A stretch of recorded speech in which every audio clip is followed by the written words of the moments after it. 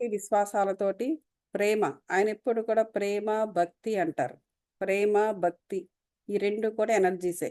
ఈ ప్రేమ, భక్తి అనే ఎనర్జీస్‌ను పూర్తిగా 7 శరీరాల్లో నింపుకొని బాబాగారి జ్ఞానామృతాన్ని వినండి. చెప్పుకుందాం. సో, మనం ఆల్రెడీ నిన్న చెప్పుకున్నాం గదా! సో, ఇప్పుడు ఆయన బ్రహ్మజ్ఞానం కావాలని వచ్చాడాయన. బ్రహ్మజ్ఞానం కావాలి అంటే ఆయన తన జేబులో ఉన్న ఇన్ని నోట్ల కట్టలు ఉన్నా కూడా అందులోంచి ఒక రూ. 5 తీసి ఇవ్వలేకపోతున్నాడు. నీకు బ్రహ్మజ్ఞానం అని ఎలా వస్తుంది? నీకు బ్రహ్మజ్ఞానాన్ని పొందాలి అంటే 10, 10 సూత్రాలు చెప్పారు బాబాగారు. అందరికీ. ఆయనకే కాదు అందరికీ కూడా. అక్కడ ఆ రోజున అక్కడ ఎవరెవరైతే ఉన్నారో వారందరికీ, ఇప్పుడు మనందరికీ. సో, ఎట్లాగా ఆధ్యాత్మిక జీవితానికి ఎలాంటి వాళ్ళు అర్హులై ఉంటారు? ఇవన్నీ కూడా చెప్పుకొచ్చారు. ఏంటి?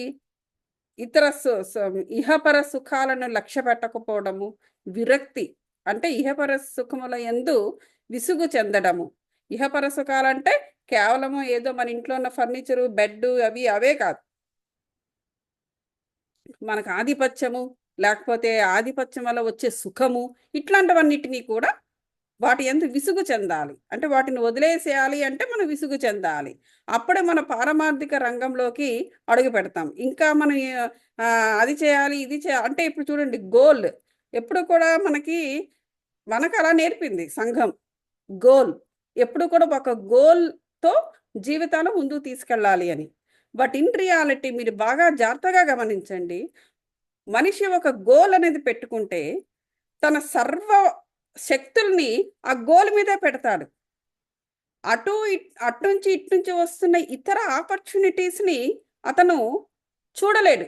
చూడండి అదొక డిసడ్వాంటేజ్ ఉంది. ఆ గోల్, గోల్, గోల్, గోల్ అనుకుంటే ఆ గోల్ కోసమే మానవుడు పరిగెత్తుతూ తన శక్తినంతా, తన ఎనర్జీస్‌నన్నిటిని కూడా మానసికంగా, శారీరకంగా, ఆర్థికంగా, ఆధ్యాత్మికంగా కూడా మొత్తం శక్తినంతా ఒకే ఒక్క విషయం మీద పెడతాడు. దాన్నేదో సాధించాలని. సో, దీనివల్ల అతను చుట్టూ అతనికొస్తున్న ఇతర ఆపర్చునిటీస్‌ని అతని కళ్ళతో చూడలేడు. అది ఒక డ్రాబ్యాక్. సో, గోల్ అనేది ఎప్పుడూ కూడాను మనిషి యొక్క సర్వశక్తుల్ని సర్వశక్తుల్ని కూడా వాడేసుకుంటుంది ఆ ఒక్క గోలు. ఇతర పనులు ఏమైనా చెయ్యాలంటే ఇంకా వాడి దగ్గర ఒక శక్తి అనేది ఉండదు. అందుకే చూడండి ఒక ఒలింపిక్స్ లేకపోతే ఏదో ఒక ఒక చాలా మహత్తరమైన గోల్‌ని సాధించాడు మానవుడు. సాధించేసిన తర్వాత మళ్ళీ ఆయన పేరు వినబడదు. ఇంకా తర్వాత ఏం చేయాలో తెలియదు. ఓకే. సాధించేస్తారు. ఆయనకివ్వాల్సిన బంగారు పతకాలేవో ఇచ్చేస్తారు. ఇంకంతే. ఇంక మెల్లమెల్లగా ప్రజలు మర్చిపోతారు. ఆ తర్వాత దాన్ని మెయింటైన్ చేయడం ఎలాగో ఇక రాదు. ఎందుకంటే దాన్ని మెయింటైన్ చేయడానికి వీడి దగ్గర ఇక శక్తి లేదు. ఫ్యూయల్ అయిపోయింది. ఇంధనం అయిపోయింది. అది ప్రాబ్లమ్. సో, ఎప్పుడూ కూడా ఓపెన్ మైండ్‌తో ఉండాలి. ఒక గోల్ అని పెట్టుకుంటే అక్కడ నేరో అయిపోతుందనమాట. అంటే మరి గోల్ అనేది లేకుండా ఎలా చదువుకుంటామండి అంటారు. చదువుకోవడం అనేది నీకు నీకొక బాధ్యత అంతే. దాన్నొక బాధ్యతగా తీసుకోవాలి. గోల్‌గా తీసుకోకూడదు. చదువుకోకపోతే ఏం చేస్తావు? పుట్టిన తర్వాత వాడు స్కూల్‌కెళ్ళాలి వాడు. స్కూల్‌కెళ్ళవా మరి? ఆడు స్కూల్‌కెళ్ళకపోతే మరి ఏం చేద్దామని? సో, అది నీ జీవితంలో ఒక భాగము. స్కూల్‌కెళ్ళడం అనేది. ఎవరి కోసం నువ్వు చేస్తున్నావని? సో, అట్లా ఓపెన్ మైండ్‌గా ఉండాలే తప్ప, అదొక గోల్‌లా పెట్టుకోకూడదనమాట. ఎప్పుడైతే గోల్‌గా పెట్టుకున్నావో నీ కర్మేంద్రియాలు, జ్ఞానేంద్రియాలు, పంచేంద్రియాలు ఒకదాని మీద ఉండిపోయి మిగతా డోర్‌లన్నీ మూసుకుపోతాయి. సో, ఇక్కడ మనము ఎప్పుడూ కూడా పారమార్థికంగా మనం ఉండాలన్నా కూడా నీకు అన్ని వైపుల నుంచి కూడా నీకు జ్ఞానం కావాలి. పారమార్థిక రంగంలోకి నీకు రావాలి అంటే నువ్వు నేరోగా ఉండడానికి వీలేదక్క. అలాగే మూడవది ఏం చెప్పారు? అంతర్ముఖత చెప్పారు. అంటే లోపలకు కనెక్ట్ అయి ఉండడము. నాలుగవది పాప విమోచనము. తప్పకుండా పాపంలో నుంచి బయటపడాలి. ఎందుకంటే ఆ పాపము అనేది మనం క్యారీ చేస్తూ ఉంటే ఆ ఎనర్జీ బాడీకి అది బ్లాక్స్‌గా తయారవుతుంది అది. సో, నువ్వు ఆటోమేటిక్‌గా ఏంటంటే నువ్వు దివ్య జ్ఞానాన్ని పొందలేవు.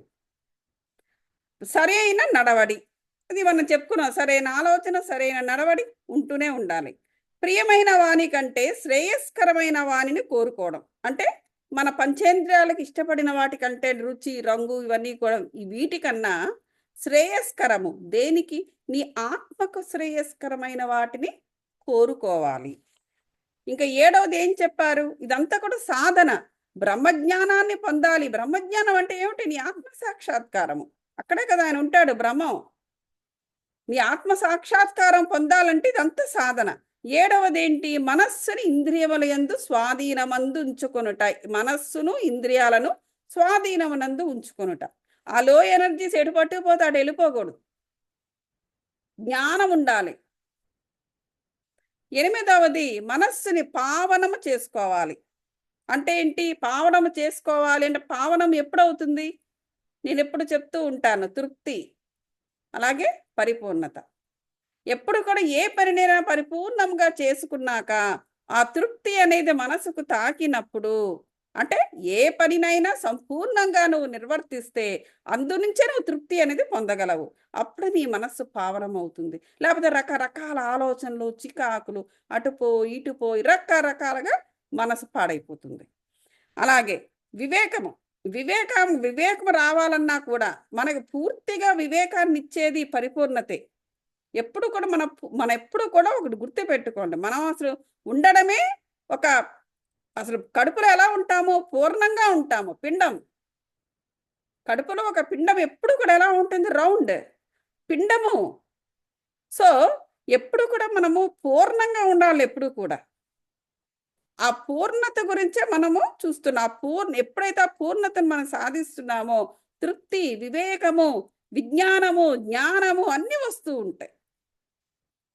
తొమ్మిదవది గురువు యొక్క ఆవశ్యకత ఏమిటో తెలుసుకోవాలి. గురువు ఉన్నాడు కదా అంటే ఎలాంటి గురువుని మనము పొందుతున్నాము?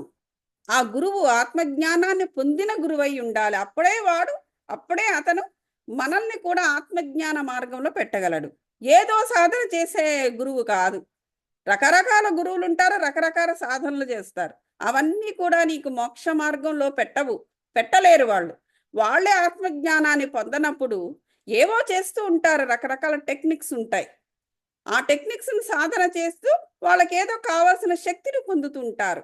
అలా శక్తిని పొందిన వాళ్ళందరూ కూడా నీకు మోక్షాన్ని సంపాదించి పెడతారనుకోవడం అనేది అవివేకము. ఆయన నీకు ఆత్మజ్ఞానాన్ని ఇవ్వాలంటే తాను ఆత్మజ్ఞానాన్ని పొంది ఉండాలి. అటువంటి గురువుని ఎంచుకోవాలి.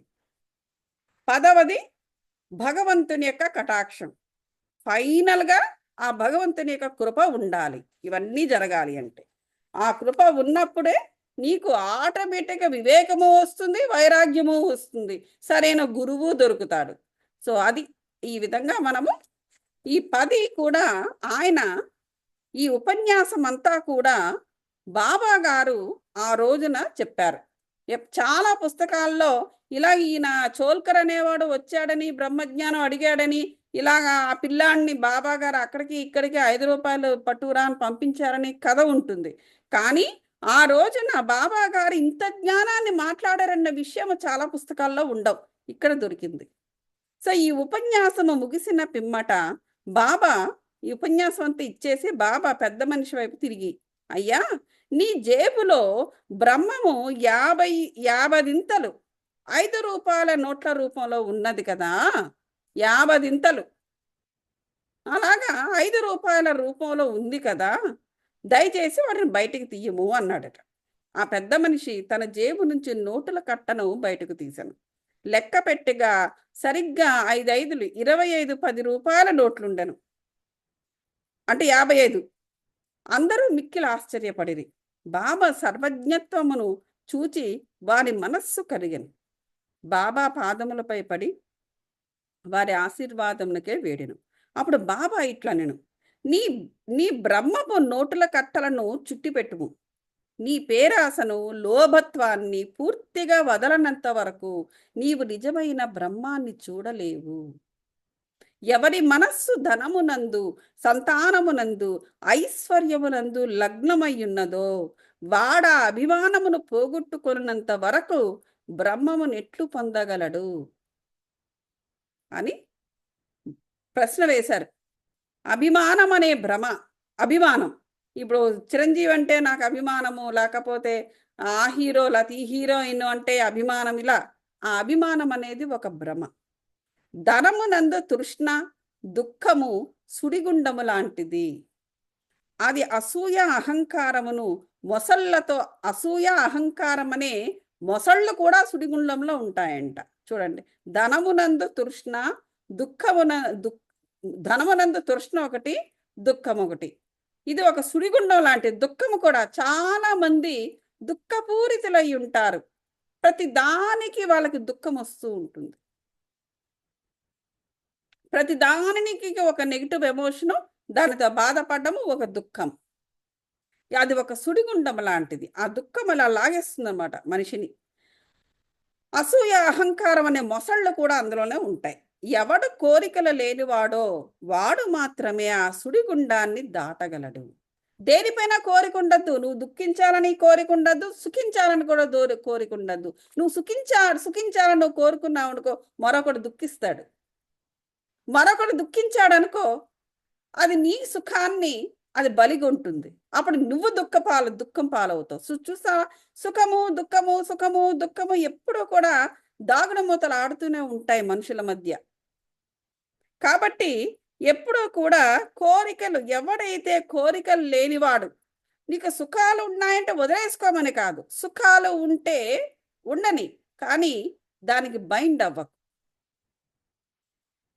ఎవడైతే కోరికలు లేనివాడు మాత్రమే ఉన్నాడో వాడు మాత్రమే సుడిగుండాన్ని దాటగలడు. పేరాసయు బ్రహ్మజ్ఞానమును ఉత్తర దక్షిణ ధ్రువముల వంటివి. అవి శాశ్వతంగా ఒకటికొకటి బద్ధవైరములవి.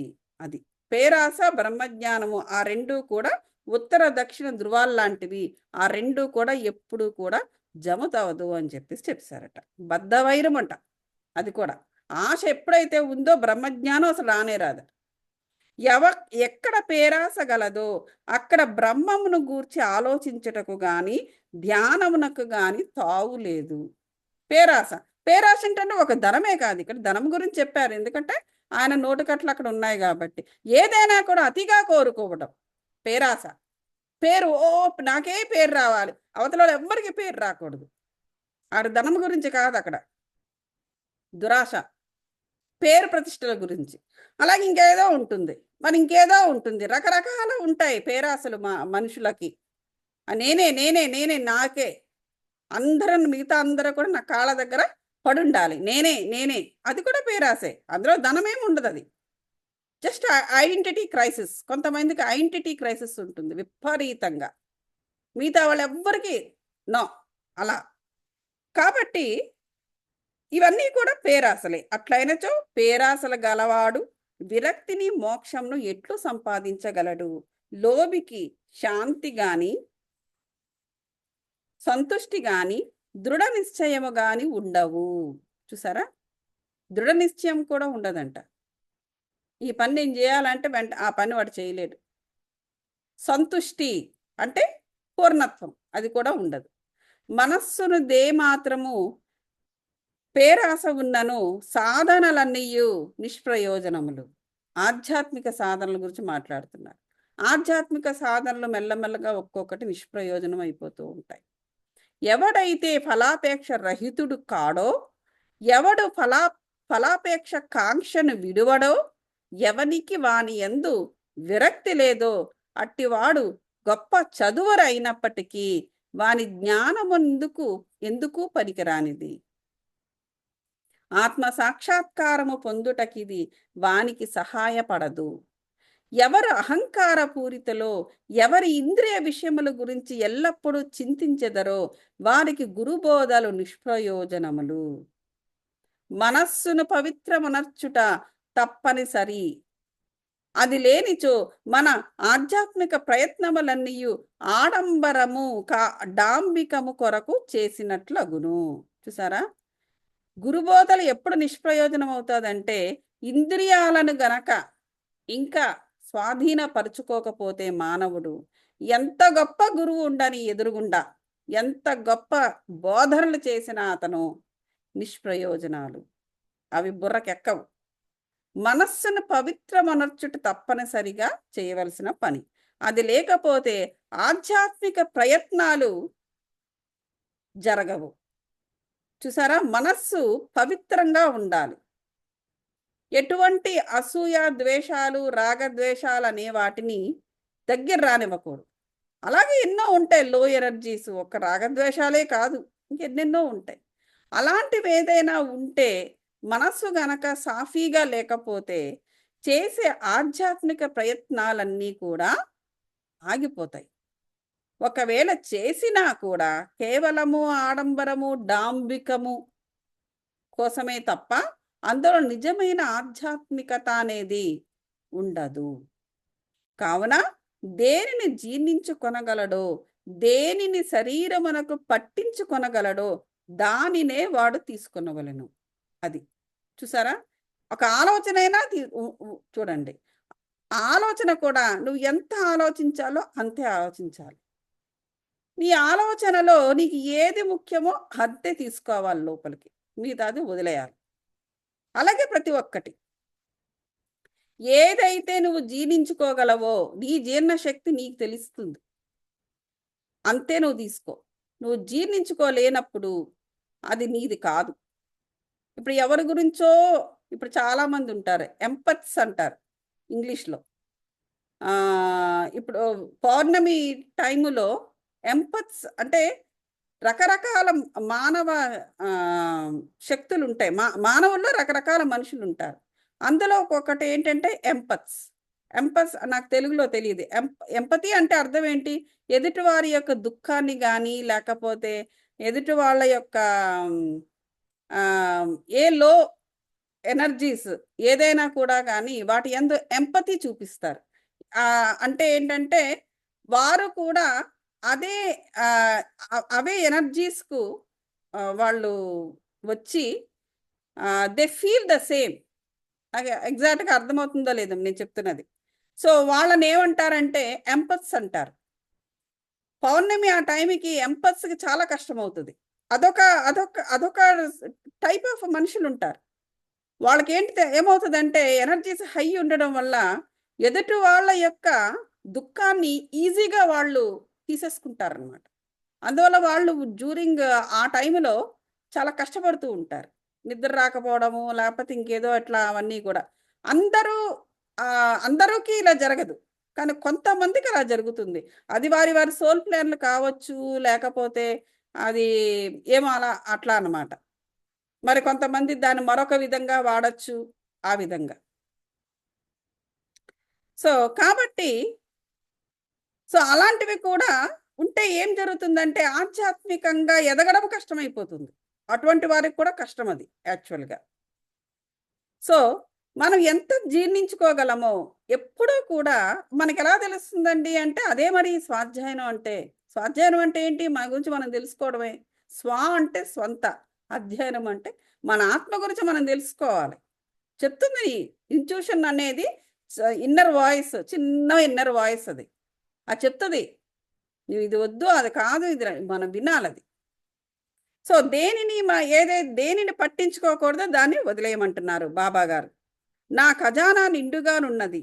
ఎవరికేది కావలసిన దానిని వారికివ్వగలను. కానీ వానికి పుచ్చుకున్న యోగ్యత గలదా లేదా అని నేను మొదట పరీక్షించవలెను. చూసారా? బాబాగారు స్వయంగా నా మాటలివి ఆయన రాశాడు. చూడండి. ఆయనేమన్నారు? నా ఖజానా నిండుగా ఉంది. నా ఖజానా ఎప్పుడు నిండుగా ఉంటుంది. ఎవరికి ఏది కావాలన్నా నేనివ్వగలను. కానీ వారికి పుచ్చుకునే యోగ్యత ఉందా లేదా అన్నది నేను ముందు పరీక్షించుకోవాలి. అలాగే ఈయన పరీక్షించుకోకుండా నేనివ్వగలిగే శక్తి ఉంది కదా అని వాడికిచ్చేస్తే, వాడు దానిని మరొక దానికి పెడతాడు వాడు. తప్ప దాన్ని ఏ విధంగా తీసుకోవాలో ఆ విధంగా తీసుకోడు. అనేక కర్మల్లో వాడు అంద ఇదైపోతే ఈ ఈ వాటన్నిటికి బాబాగారు కూడా ఎఫెక్ట్ అవ్వాల్సి ఉంటుంది. సో, అందుకని ఇక్కడ ఏది చేయాలో అదే చేయమంటున్నారు బాబా గారు. ఆధ్యాత్మికతలో మెయిన్‌గా ఏంటంటే లిమిటేషన్. లిమిటేషన్ కాదు, లిమిట్‌గా ఉండడం. ఏది మాట్లాడాలో అదే మాట్లాడు. ఏది ఆలోచించాలో అంతే ఆలోచించు. నేను చెప్పిన దానిని జాగ్రత్తగా విన్నచో నీవు తప్పగా మేలు పొందెదవు. అంటే ఇది చోల్కర్‌కి చెప్తున్నారు. నేను చెప్పిన దాన్ని నువ్వు జాగ్రత్తగా విన్నావంటే నువ్వు తప్పకుండా మేలు పొందుతావు.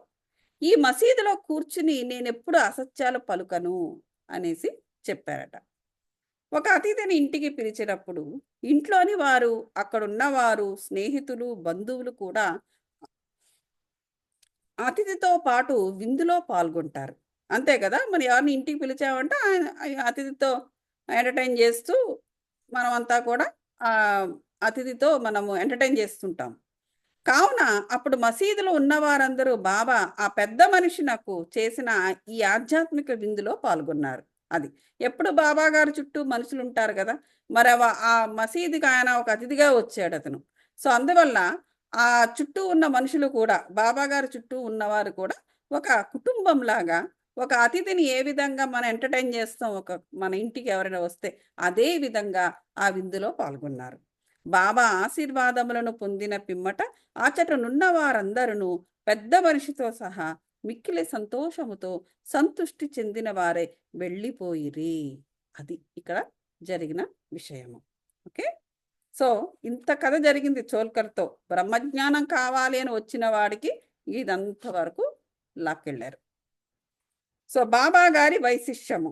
అనేక మంది సన్యాసులు ఇండ్లు విడిచి అడవులలోని గుహలలోను ఆశ్రమాలలోను ఒంటరిగా ఉండి జన్మరాహిత్యము గాని మోక్షము గాని సంపాదించుటకు ప్రయత్నించెదరు. వారి తరుణ గూర్చి ఆలోచించక ఆత్మానుసంధానమునందే మునిగియుందురు. అంతే కదా, చాలా మంది ఉన్నారు ఆ విధంగా. సో సాయిబాబా అట్టి వారు కారు. బాబాకు ఇల్లు గాని, భార్య గాని, సంతానము గాని, బంధువులు గాని లేరు. అయినప్పటికీ సమాజంలోనే ఉండేవారు. బాబా 4, 5 ఇండ్ల నుండి భిక్ష చేసి ఎల్లప్పుడూ వేప చెట్టు క్రిందనే కూర్చునిడివారు. లౌకిక విషయములందు మగ్నులై ఈ ప్రపంచములు ఈ ప్రపంచములో ఎట్లు ప్రవర్తించవలెనో జనులకు బోధించెడివారు. చూసారా ఇది? భగవద్గీతలో కూడా కృష్ణుడు చేసిందదే. కృష్ణుడు ఏం చేశారు? నేను, నేను అంటే ఏంటి? నేను అంటే ఆత్మ. అంటే మన ఆత్మే. సో, ఆత్మ స్థాయిలో ఏమేమి చెయ్యాలి? ఎలా ఉండాలి? ఎప్పుడు? కలియుగంలో. ఎప్పుడు కూడా యుగం మారేటప్పుడు ఎవరో ఒక అవతార పురుషుడొచ్చి ఆ యుగ ధర్మాన్ని బోధించి వెళ్ళిపోవడం అనేది జరుగుతూ ఉంటుంది. అదే విధంగా బాబా గారు కూడా జనులు ఏ విధంగా ప్రవర్తించవలెనో అన్న విషయాన్ని సమాజంలోనే ఉంటూ వాళ్ళకు బోధిస్తూ ఉండేవారట. ఆత్మసాక్షాత్కారము పొందిన పిమ్మట కూడా ప్రజల క్షేమమునకే పాటుపడు సాధువులు, యోగులు మిక్కిలి అరుదు. అది. ఒక్కసారి ఆత్మ సాక్షాత్కారం పొందిన తర్వాత కేవలం తమ జన్మరాహిత్యం గురించి లేకపోతే తమ తమ ఓన్ వెల్ బీయింగ్ గురించి ఆలోచించి వేరే వేరే ప్రదేశాల్లోకెళ్ళి ఒంటరిగా ఉండిపోతూ ఉంటారు చాలామంది యోగులు, సాధువులు వీళ్ళందరూ. కానీ బాబా గారు మాత్రం ఆత్మ సాక్షాత్కారం పొందినవారైనప్పటికీ కూడా సమాజంలోనే ఉంటూ సమాజాన్ని ఉద్ధరించారు అని ఇక్కడ చెప్పడం జరుగుతోంది. సో ఆత్మ సాక్షాత్కారం పొందిన పిమ్మట కూడా ప్రజల క్షేమం గురించి ఆలోచించే వాళ్ళు చాలా తక్కువ మంది. సాయిబాబా ప్రజలకే పాటుబడు వారిలో ప్రథమ గణ్యులు అనేసి రాశారు. కనుక హేమత్ పంత్ ఇట్లు చెప్పాను. ఏం చెప్పాట ఇంకా హేమంత్? ఏ దేశమునందు ఈ అపూర్వమైన విలువ గల పవిత్ర రత్నము పుట్టినదో ఆ దేశము ధన్యము. ఏ కుటుంబంలో వీరు పుట్టిరో ఆదియు ధన్యం. అంటే మళ్ళీ మళ్ళీ ఎప్పుడైనా పుట్టిన బాబా గారు ఏ కుటుంబంలో పుడతారో ఆయన వారి ఆ కుటుంబము ధన్యము. ఏ తల్లిదండ్రులకు వీరు పుడతారో వారు ధన్యులు అని చెప్పేసి హేమత్ పంత్ తన స్వగతంగా చెబుతున్నట్లుగా మనకి చెప్పారు. ఆయన ఏ దేశంలో పుట్టినా మళ్ళీ ఆ దేశము ధన్యము. ఏ కుటుంబంలో జన్మించినా ఆ కుటుంబము ధన్యము అని చెబుతున్నారు హేమత్ పంత్. ఓం నమో శ్రీ సాయినాథాయ. శాంతి శాంతి శాంతి. 16, 17 అధ్యాయాలు సంపూర్ణం పూర్తయిపోయింది మాస్టర్స్. ఈ 18, 19 అధ్యాయం అనేది మనము రేపు చెప్పుకుందాం. కరెక్ట్గా టైం అయింది. మనం మెడిటేషన్ చేద్దాం మాస్టర్స్. అందరు సుఖాసీనుల కండి.